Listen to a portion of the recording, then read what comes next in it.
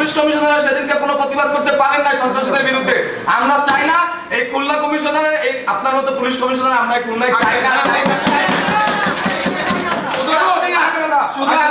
শুধু আপনি না, ওই দিনকে উপস্থিত সকল প্রশাসনিক কর্মকর্তাকে বদল করতে হবে। পুলিশ ভাই সাংবাদিক ভাইদের যে চাটুকারিতা দালালি বন্ধ হলো। আপনি যদি আপনার নিজের দায়িত্ব সঠিকভাবে পালন করতে পারেন, কারো দালালি করার প্রয়োজন নাই, বাংলাদেশে কারো পা চাটার প্রয়োজন নাই।